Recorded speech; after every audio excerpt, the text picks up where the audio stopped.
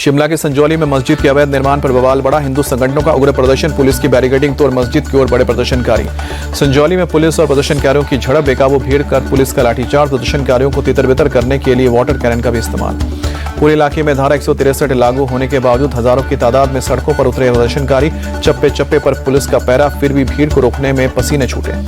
संजौली मस्जिद के अवैध निर्माण को गिराने की मांग पर अड़े हिंदू संगठन ने जिला प्रशासन की मंजूरी न होने के बावजूद बुलाई आक्रोश रैली। संजौली विवाद पर कांग्रेस से विधायक संजय अवस्थी की अपील, शांति बनाए रखने के लिए लोग सांप्रदायिक तनाव को प्रदेश में न बढ़ने दें। राहुल गांधी के अमेरिका वाले बयान पर गृह मंत्री अमित शाह का अटैक, बोले देश विरोधी बातें और देश विरोधी ताकतों के साथ खड़े होना राहुल का आदत। अमित शाह बोले राहुल गांधी के बयान से कांग्रेस आरक्षण विरोधी चेहरा सामने आया। धर्म, क्षेत्र और भाषा के आधार पर विभाजन करना चाहती है कांग्रेस। जब तक बीजेपी है तब तक कोई आरक्षण को छू नहीं सकता। अमित शाह बोले राहुल ने हमेशा विदेशी मंच से देश का अपमान किया है। कांग्रेस और उसके नेता ने हमेशा भारत की भावना और सुरक्षा को आहत किया है। नेता प्रतिपक्ष राहुल गांधी का वाशिंगटन डीसी में फिर बीजेपी पर हमला, कहा कि कांग्रेस का दृष्टिकोण बहुलवादी जबकि बीजेपी एकाधिकारवादी। राहुल ने कहा कि बीजेपी और आरएसएस के साथ हमारा एक वैचारिक युद्ध हो रहा है। ये भारत के दो पूरी तरह से अलग दृष्टिकोण हैं। पाकिस्तान के साथ बातचीत के मुद्दे पर राहुल ने मोदी सरकार की पॉलिसी का किया समर्थन, कहा कि हमारे देश में पाकिस्तान आतंकी हरकत करे हम स्वीकार नहीं कर सकते। अमेरिका में बांग्लादेश मुद्दे पर बोले राहुल गांधी, हमारे पुराने संबंध है, चरमपंथी तत्वों को लेकर भारत में चिंताएं हैं, मुझे विश्वास है कि बांग्लादेश में चीजें स्थिर हो जाएंगी। आरक्षण के मुद्दे पर राहुल गांधी ने दी सफाई, बोले मेरे बयान को गलत तरीके से पेश किया, मैं आरक्षण के खिलाफ नहीं, आरक्षण के 50% की सीमा से आगे बढ़ाना है। वॉशिंगटन डीसी में कुछ अमेरिकी सांसदों से मिले राहुल गांधी। भारत विरोधी सांसद इल्हान उमर से मुलाकात को लेकर बीजेपी ने सवाल उठाया। केंद्रीय मंत्री पीयूष गोयल का बयान, राहुल गांधी ने देशवासियों का किया अपमान, भारत विरोधी ताकतों से मुलाकात करते हैं। यूपी के डिप्टी सीएम केशव प्रसाद मौर्य का बयान, आरक्षण विरोधी है कांग्रेस पार्टी, विदेशी धरती से देश का अपमान कर रहे हैं राहुल गांधी। अमेरिकी सांसद और भारत विरोधी इल्हान उमर से मुलाकात पर विवादों में घिरे राहुल गांधी। बीजेपी प्रवक्ता शादा पूनावाला बोले एंटी इंडिया लोगों से मिल रहे हैं राहुल गांधी, ये कोई पहली बार नहीं है जब राहुल गांधी देश विरोधी लोगों के साथ हों। राहुल गांधी के बयान पर बीजेपी सांसद दिनेश शर्मा का बड़ा बयान, बोला है कि जब भी राहुल गांधी विदेश जाते हैं उनकी विदेशी पोषित मानसिकता का जिन बाहर आता है। चीन, अमेरिका और इटली के लिए उनका प्रेम स्वाभाविक है।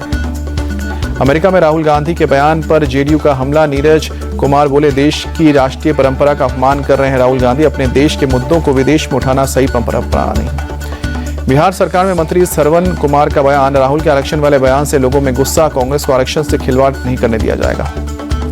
राहुल गांधी के बयान पर शिवसेना नेता संजय निरुपम का बयान, कांग्रेस की विचारधारा आरक्षण के विरोधी है, राहुल बताएं कब खत्म करेंगे रिजर्वेशन।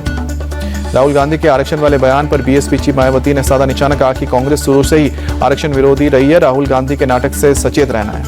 राहुल गांधी के सिखों पर दिए बयान पर केंद्रीय मंत्री हरदीप पुरी का तंज, कहा कि राहुल गांधी अपने ज्ञान की कमी को दिखाते हैं। इंडियन ओवरसीज कांग्रेस के नेशनल सेक्रेटरी वीरेंद्र वशिष्ठ का इस्तीफा, 5 साल का कार्यकाल पूरा करने के बाद पार्टी के उदयपुर डेलीगेशन का हवाला देते हुए राष्ट्रीय अध्यक्ष मल्लिकार्जुन खड़गे को इस्तीफा भेजा। छात्रों के उग्र प्रदर्शन को देखते मणिपुर सरकार का फैसला, आज और कल सभी कॉलेज बंद।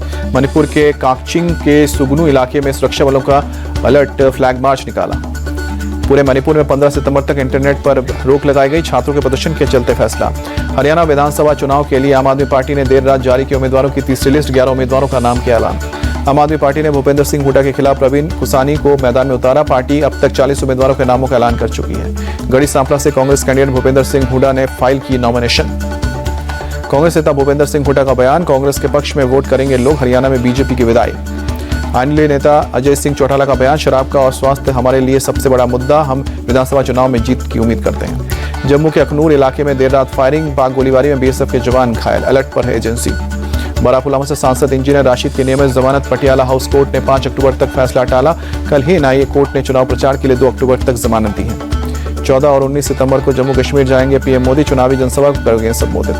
प्रधानमंत्री आवास पर आज शाम को 5 बजे होगी केंद्र कैबिनेट की बैठक, पीएम मोदी करेंगे अध्यक्षता। पीएम मोदी ने ग्रीन हाइड्रोजन पर अंतर्राष्ट्रीय सम्मेलन को किया संबोधित, का परिवर्तन के दौर से गुजर रही है दुनिया। पीएम मोदी का बयान, ऊर्जा परिवर्तन और स्थिरता समय की जरूरत है, सबको मिलकर करना होगा काम।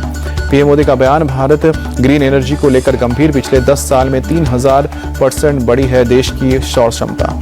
ग्रेटर नोएडा के एक्सपो मार्ट पहुंचे पीएम मोदी, प्रदर्शनी का लिया जायजा।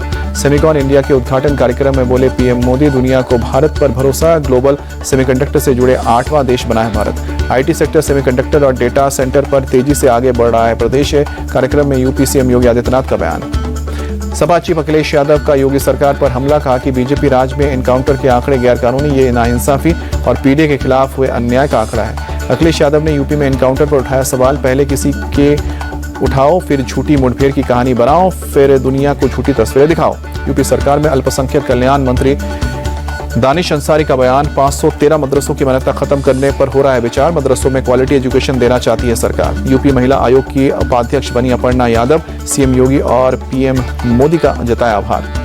सीबीआई मामले में फिलहाल जेल में ही रहेंगे अरविंद केजरीवाल, राउज एवेन्यू कोर्ट ने 25 सितंबर तक बढ़ाई है न्यायिक हिरासत। दिल्ली आबकारी नीति के मामले में आप नेता दुर्गेश पाठक को मिली जमानत, राउज एवेन्यू कोर्ट ने 1 लाख की निजी मुचलके पर दिया बेल।